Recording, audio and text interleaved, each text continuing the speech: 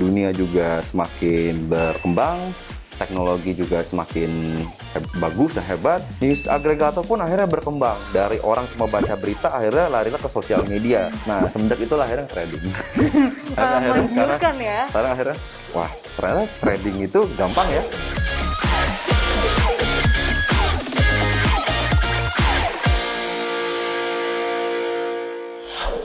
Halo Sahabat Miraset, senang sekali hari ini saya Ardinda Glenda bisa kembali menemani Sahabat Miraset di Hidden Masters. Hari ini saya kedatangan tamu spesial, yaitu founder dan juga CCO dari Urbanesia Media, Mas Kamal Shahab. Selamat datang Mas Kamal. Halo. Apa kabar Mas? Sehat, alhamdulillah. Oke baik, Mas Kamal, kalau kita tahu Urbanesia ini kan bergerak di bidang media, terutama digital ya. Betul. Nah, kan ada pergeseran nih ya, dari old media ke new media dan niche media. Betul. Nah, itu tuh bagaimana sih pandangan Mas Kamal terhadap fenomena new media versus old media ini? Kalau kita tarik mundur ya di media ya, pada dasarnya media itu hanya sebuah pengaplikasian, penyebaran informasi. Sebelum media, kalau sebelum kita sebutnya sekarang ini old media, kalau kita bisa bilang koran, televisi, bisa disebut old media. Sekarang sih kita sebutnya old ya. Itu. Dunia juga semakin berkembang, teknologi juga semakin bagus dan hebat. Penggunaan aplikasi dari sebuah media juga bertambah. Jadi yang dulunya harus cetak dulu, sekarang itu udah nggak perlu lagi.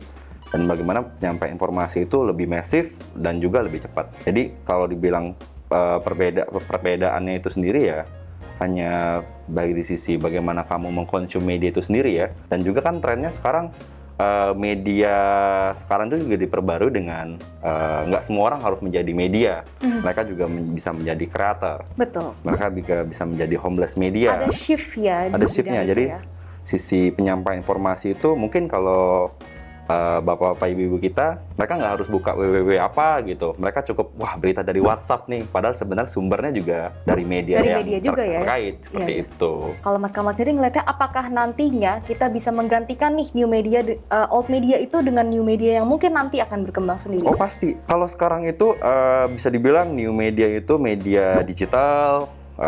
Bisa lihat dari contohnya Mirai ini juga. Mereka menyampaikan informasi dengan platform YouTube.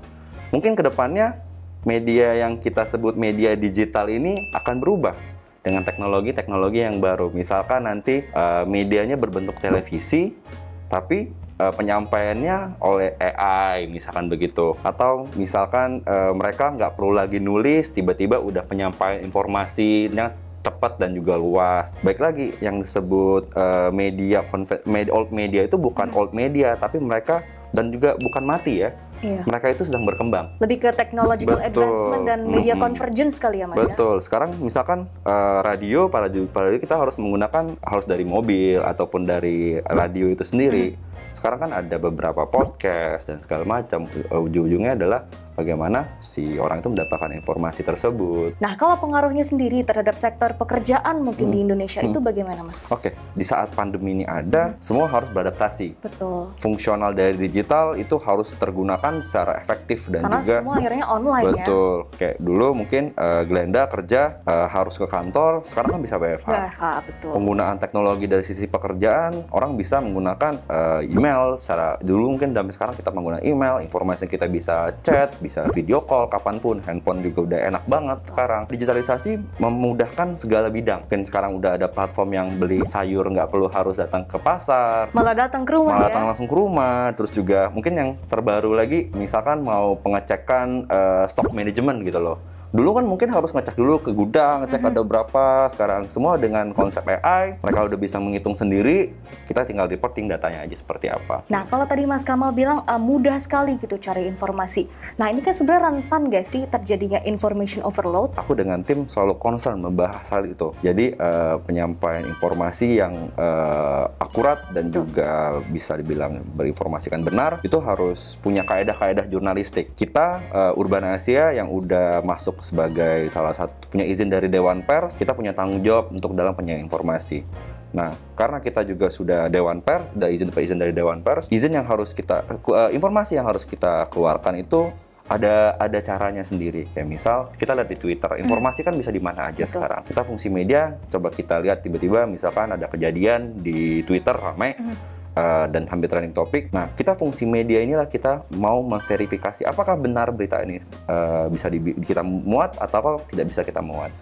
Jadi saat kita dapat informasi, kita verifikasi terlebih dahulu apakah berita ini benar. Kalau udah benar, kita udah langsung cross check ke dalam narasumbernya, baru kita muat. Yang terjadi sekarang, di saat orang sudah menyampaikan informasi dengan gampang, penerimaannya juga gampang, akhirnya jadi sebuah konsep overload information. Ya. Orang bisa dapat informasi itu dari mana aja, kapan aja, dan dari siapapun. Balik lagi ke individunya. Kita pun sebagai media, kita harus double check, kita cross check lagi apakah informasi ini benar. Kita bisa akses lewat dari Google, bisa lewat dari segala macam. Ada suatu seseorang ataupun ada satu lini masa orang yang mendapatkan informasi itu nggak harus dari website, nggak harus dari sosial media. Mereka dikirimin di grup mereka, misalkan, wah ada informasi ini dari directly ya Mas ya. www apa gitu nggak jelas. Wah ini berita nih, benar nih, terus mereka sebarkan lagi. Itu yang rentan mungkin jadi overload, malah jadi hoax, cenderung ke hoax ya Mas ya? Betul, cenderung akhirnya ke hoax. Saat kita menggampang mendapatkan informasi, berita apapun aja itu nggak ada masalah. Kamu mau menceritakan kejadian kamu pribadi ke masyarakat luas, itu hak-hak kamu itu sendiri. Dan tapi kewajiban kamu adalah bertanggung jawab dengan apa yang kamu berikan ke luas. Nah, di saat orang lain membaca, kamu harus tahu impact-nya itu seperti apa. Dan apalagi setelah orang baca, dibagikan ke orang lain. Berarti kan efek berantainya dari informasi kamu ini akan cepat banget dan kamu nggak bisa kontrol itu.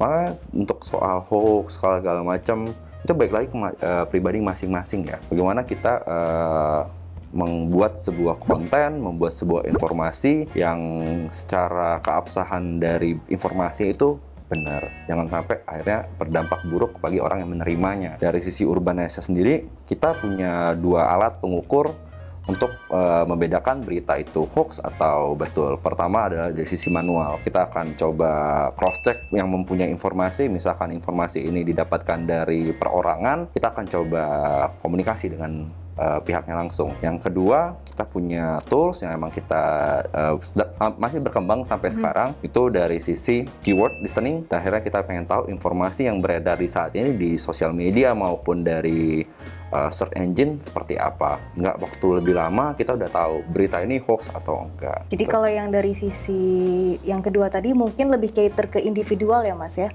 Iya, betul.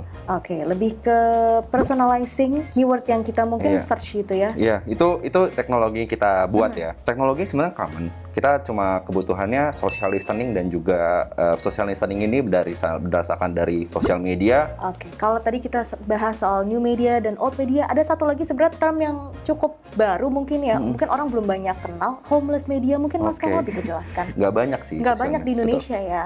Nggak banyak di sana. Kebanyakan itu adalah asing. Dulunya itu BuzzFeed.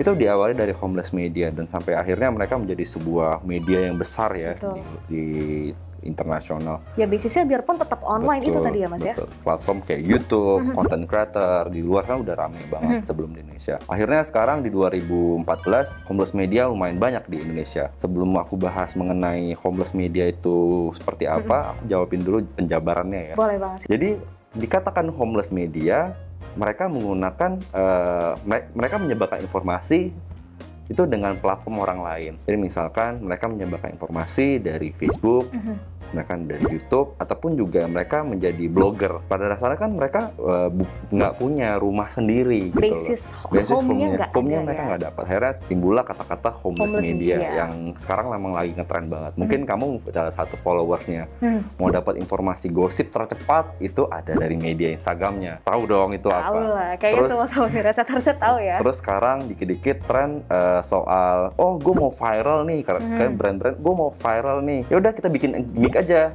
Gimmick dari mana? Dari homeless media. Jadi ini salah satu bentuk homeless media adalah yang kayak gitu, yang viral atau gimmick itu termasuk salah satu bentuk homeless bahkan media. Salah satu konten, ada salah satu media sosial media di Instagram, mereka nggak punya redaksi, mereka nggak punya dewan pers, izin dari dewan pers. Admin Tapi aja mereka gitu. admin aja, mereka cuma cari source dari TikTok, dari sosial media lainnya. Lalu mereka pindahin channelnya aja, contoh dari TikTok pindah ke Instagram, terus rame, followersnya langsung jutaan. Apakah boleh secara konseptual media? Boleh. Mereka sah secara media. Mereka juga termasuk content creator. Tapi apakah mereka boleh secara redaksional ataupun kita sebutnya Dewan Pers? Sampai sekarang aku belum dapat jawaban dari Dewan Pers untuk permasalahan hal ini kan. Tapi apabila sebuah informasi itu terjadi permasalahan, orang yang membaca tidak terima, mereka nggak akan bisa dilindungi dengan Dewan Pers. Mereka akan langsung masuknya ke UU ITE. Jadi yang suka kita bilang itu di grup kita masing-masing, homeless media itu seru ya, karena Urbanesia pun menggunakan hal itu. Kita punya media kita sendiri, www.urbanesia.com, tapi kita menggunakan platform lain untuk pendistribusian informasi. Jadi kalau jualan retail ada distribution sales mereka, even media pun juga seperti itu. Konsepnya adalah kita punya konten, kita distribusikan ke masing-masing platform. Trennya sekarang emang lucu, orang lebih common dengan melihat video, karena pun Instagram pun juga bilang baru beberapa bulan terakhir mereka akan fokus ke dalam video, nggak berhubungan dengan feed foto lagi. Betul. Bahkan foto bisa dibilang itu adalah salah satu penyampaian informasi yang udah kuno. Orang semuanya sekarang video. Kamu pun juga kalau kamu follow TikToknya Urbanesia, kita itu menyampaikan berita yang ada di Urbanesia, kita bacakan ulang berdasarkan trennya di TikTok. Itu kita sekarang tuh nomor 1 untuk media digital di TikTok. Konsepnya gimana? Nggak perlu ribet-ribet, kita bacain aja berita mereka. Jadi orang cuma dengar baca berita aja, udah selesai seperti itu. Penggunaan homeless media itu menjadi tren karena user sosial media juga bertumbuh cepat banget. Mungkin audiens sekarang itu lebih biasa disuguhkan informasi yang lebih gampang diserap audiovisual kali ya, daripada. Dan efeknya pun juga sampai ke anak kecil. Jadi pas aku learning kemarin, Instagram kita mayoritas itu umur 18 ke 25, tapi pas kita turun ke TikTok, kita lebih aneh lagi, karena audiensnya ternyata bukan yang sama seperti Instagram maupun website kita. Ternyata audiensnya ini umurnya di umur 12 sampai 18. Itu kan mudah banget ya. Lucu ya. Iya. Dan informasi yang kita berikan emang informasinya nggak terlalu sulit untuk dipahami. Kita coba juga beberapa kali konten-konten yang berhubungan dengan serius ya, kayak misalkan informasi saham, terus juga mengenai pendidikan. Pas kita cek analitiknya, ya ternyata informasi yang kita deliver itu emang cukup untuk umur-umur 12 tahun, 16 tahun, 18 tahun, seperti itu. Oke, jadi anak-anak sekarang tuh, kalau mungkin dulu kita nontonnya TV, berita, mereka sekarang lewat TikTok atau Instagram gitu ya, YouTube bahkan. Berbicara soal Urbanesia nih Mas, mungkin tadi kita sempat bahas soal homeless media, Urbanesia sendiri mengaplikasikan homeless media, betul ya? Betul, kita mengaplikasikan homeless media. Kalau orang ditanya, dulu ada salah satu sebelum homeless media rame ya, ada namanya news aggregator. Dari mana-mana deh, salah satu aplikasi chat juga ngeluarin. Akhirnya lucunya gini, anak kuliahan ditanya, lo dapat berita dari mana? Dari Line Today. Dapat informasi dari Line Today misalkan gitu. Terus medianya apa gitu loh. Ternyata medianya, gue juga lupa medianya apa. Ya pokoknya banyak narasumber lah ya. Sempat akhirnya sebuah media tuh sebel. Gue baca gampang berita sekarang. Gue baca dari aplikasi chat gue aja gitu loh. Akhirnya kita media, waktu itu aku masih di kantorku yang lama, itu harus get in touch sama si platform ini, karena harus menyebarkan informasi dengan si news aggregator. News aggregator pun akhirnya berkembang dari orang cuma baca berita, akhirnya larilah ke sosial media. Kita sama TikTok tuh kerja sama news aggregator juga. Kita memberikan informasi, tapi kita bisa dikasih link akhirnya ke media kita. Kita baca berita lebih detail di urbanesia.com. Dari news aggregator ini akhirnya orang biasa dari blogger-blogger kan, akhirnya berkembanglah waktu itu masanya YouTube. Karena YouTube orang jadi content creator. Salah satu teman saya Raditya Dika itu rame. Terus juga akhirnya bikin konten-konten podcast mungkin. Oke, terus akhirnya itu salah satu pengembangan media yang baru. Dulu orang kalau mau informasi cukup dari YouTube, akhirnya ternyata orang suka kok denger lagu aja. Nah, podcast pun juga bisa dibilang homeless media karena menyebarkan informasi dari sebuah aplikasi yang dulunya itu aplikasinya kan dengerin lagu. Ya, ternyata orang juga suka dengerin informasi dari radio, berita suara, konten suara. Akhirnya si homeless media ini berkembang. Karena mereka juga ada value-nya di sana. Selain mereka bisa mendapatkan informasi, menyebarkan informasi, dan orang juga gampang mendapatkan informasi tersebut, timbullah akhirnya sebuah cuan dari situ.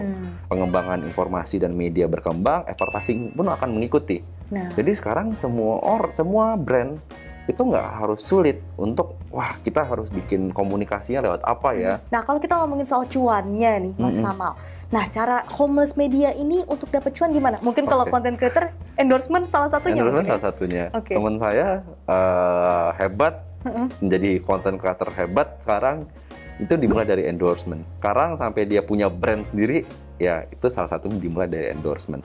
Jadi kita ngomongin content creator.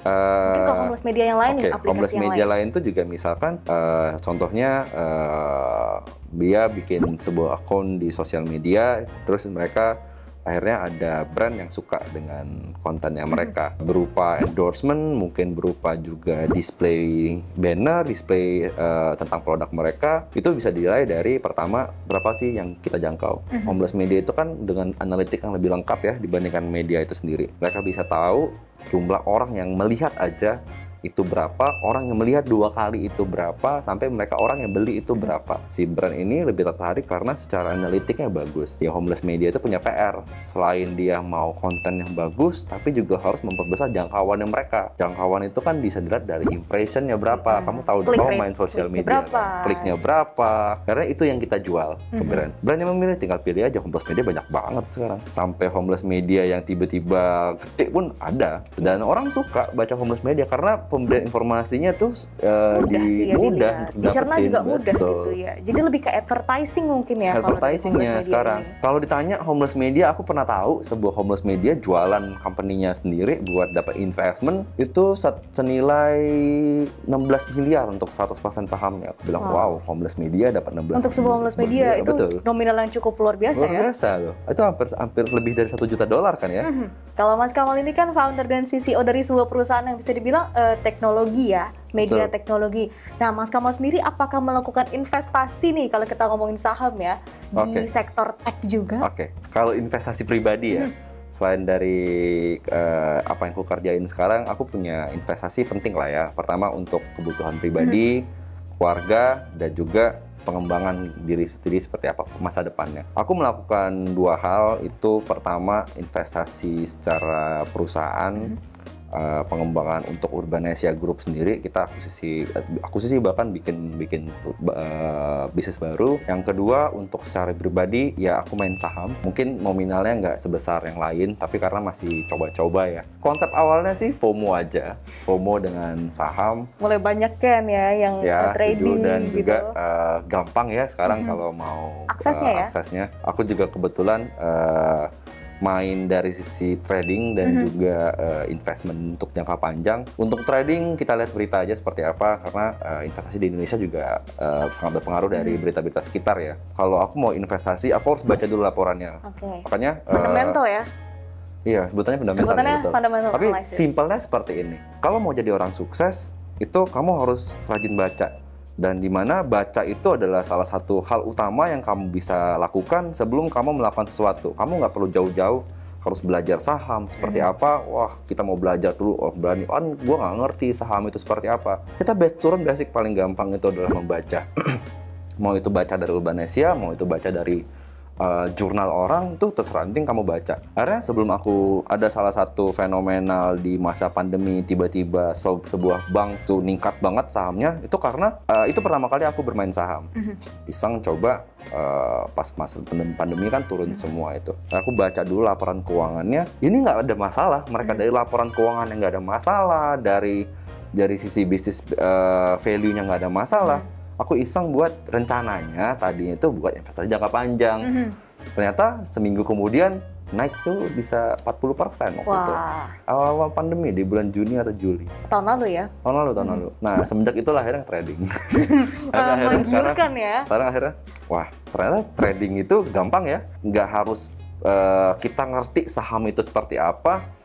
Perintinya adalah baca. Kita baca yang banyak, akhirnya kita tahu ini perusahaan seperti apa. Ya ada juga yang beberapa yang loss ada. Itu aku pun tahu sendiri. Ikut-ikutan. Wah, sini lagi rame tuh. FOMO ya? FOMO lah gitu loh. Ikut. Oke, terakhir deh Mas Kamal, satu pertanyaan terakhir. Apakah definisi kaya untuk seorang Mas Kamal Shihab? Aku kaya itu asalkan lingkunganku juga ikutan kaya. Aku mau kerja keras, sekeras-keras mungkin itu agar lingkunganku tuh nggak pernah ada datang ke aku dengan konsep mal gue minta tolong ke lo. Aku pengen lingkunganku itu malah sahabatku, orang tuaku dan orang sekitarku itu sama-sama maju ke depan. Di saat kita punya sahabat yang banyak, lingkungan yang banyak, serta ditemani dengan sama ilmu yang banyak, akhirnya kita menjadi kaya akan sebuah lingkungan yang sehat, kaya akan dari sisi ilmu, dan kaya akan dari sisi kesehatan. Maka kaya itu saat sekitar kita juga kaya akan bukan hanya keuangan tapi juga kaya akan informasi dan juga hal-hal lainnya. Akhirnya malah kita akan sama-sama kaya, lebih kaya dan lain-lain. Gitu. Jadi kaya itu bukan berupa hanya uang aja. Mas Kamal, terima kasih banyak nih atas hari ini ya. Saya dapat banyak banget ilmu dan pengetahuan baru terutama mengenai media, dan tentunya Mas Kamal sendiri sebagai founder yang sukses dari sebuah startup. Ya, sama-sama. Sahabat Miraset, demikian Hidden Masters kita kali ini bersama dengan Mas Kamal Syahab. Sampai jumpa lagi di episode Hidden Masters berikutnya. Terima kasih sahabat Miraset.